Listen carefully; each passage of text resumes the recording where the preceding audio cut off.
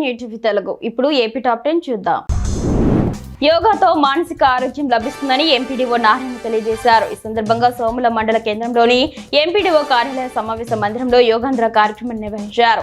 ఈ కార్యక్రమంలో భాగంగా MPDO Narayana, MEO Sivaratnamma, PD Karunanidhi మాట్లాడుతూ జూన్ 21న అంతర్జాతీయ యోగా దినోత్సవం సందర్భంగా రాష్ట్ర ప్రభుత్వం ప్రపంచ రికార్డు నెలకొల్పే దిశగా ఓ కార్యక్రమాన్ని రూపొందిస్తుందని అన్నారు. గిద్దలూరు నగర పంచాయతీ పరిధిలోని నల్లబండ బజార్ జంగాల వీధిలో రోడ్డుపైనే మురుగునీరు కాలువ ఉండటంతో ఇబ్బందులు పడుతున్నారని స్థానిక ప్రజలు తెలిపారు. చిన్న వర్షానికి ఈ ప్రాంతంలో రోడ్డుపై మురుగునీరు వచ్చి చేరుతుందని, డ్రైనేజీ వ్యవస్థ లేకపోవడం వల్ల ఈ ప్రాంతంలో అవస్థలు పడుతున్నామని స్థానికులు తెలిపారు. సంబంధిత అధికారులు పట్టించుకొని తమ ప్రాంతంలో డ్రైనేజీ వ్యవస్థ ఏర్పాటు చేయాలని ప్రజలు కోరుతున్నారు. కోలబైలు 2 పంచాయతీ డిజిటల్ అసిస్టెంట్ మోహన్ పై పంచాయతీ వార్డు మెంబర్ సోమశేఖర్ దాడికి పాల్పడిన విషయంపై కలెక్టర్ కు ఫిర్యాదు చేశారు. ప్రభుత్వ స్థలంలో నిర్మించిన అక్రమ నిర్మాణానికి సంబంధించిన అనుమతుల మంజూరు నిరాకరించినందుకు దాడి చేసినట్లు చెప్పారు. దీంతో స్పందించిన జిల్లా కలెక్టర్ అక్రమ నిర్మాణాన్ని కూల్చివేయాల్సిందిగా రెవెన్యూ అధికారులను ఆదేశించారు. వెంటనే రెవెన్యూ సిబ్బంది అక్రమ నిర్మాణాన్ని కూల్చివేశారు.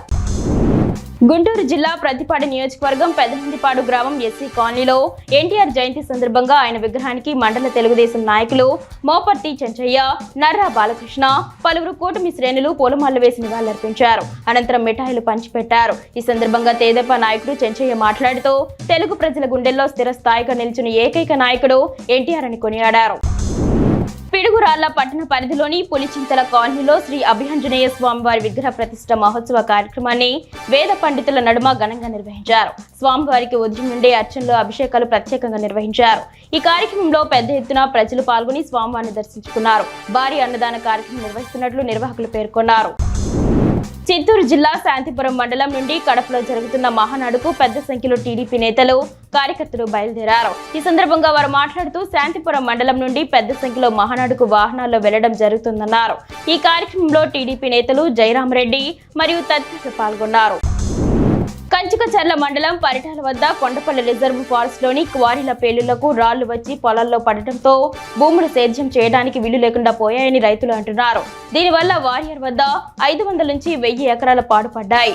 పలుమార్లు నిరసనలు తెలిపిన స్థానిక MLA Soumya, RDO Balakrishna, collector లక్ష్మీశాఖకు వినతి పత్రాలు ఇచ్చినా స్పందన లేదని రైతులు వాపోయారు. ఘంటసాల మండల పరిధిలోని తాడేపల్లి గ్రామంలో మలయాళ స్వామివారి పెద్ద ఆశ్రమంలో దోనేపూడి మునీశ్వమ్మ జ్ఞాపకార్థం కుమారుడు సాయిజీరావు, రామలక్ష్మి, మనమరాలు బొబ్బ పద్మ ఆర్థిక సహకారం 9 లక్షల రూపాయలతో నిర్మించిన గ్రంథాలయాన్ని అవనిగడ్డ ఎమ్మెల్యే మండలి బుద్ధ ప్రసాద్ ప్రారంభించారు. ఈ సందర్భంగా ఏర్పాటు చేసిన సభలో ఎమ్మెల్యే మాట్లాడుతూ దాతల సహకారంతో గ్రంథాలయాన్ని ఏర్పాటు చేయడం అభినందనీయమని తెలిపారు. నరసన్నపేట మండల కేంద్రంలోని స్థానిక తహసీల్దార్ కార్యాలయంలో మాజీ ముఖ్యమంత్రి నందమూరి తారక రామారావు జయంతి వేడుకలను ఘనంగా నిర్వహించారు. ఉదయం జరిగిన ఈ కార్యక్రమంలో భాగంగా తహసీల్దార్ మాట్లాడుతూ రాష్ట్ర పండుగ ఈ కార్యక్రమాన్ని చేపట్టాలంటే ఆదేశాలు రావడంతో నిర్వహించామని స్పష్టం చేశారు. ఆయన చిత్రపటానికి పూలమాలలు వేసి నివాళులర్పించారు. రెవెన్యూ సిబ్బంది పాల్గొన్నారు.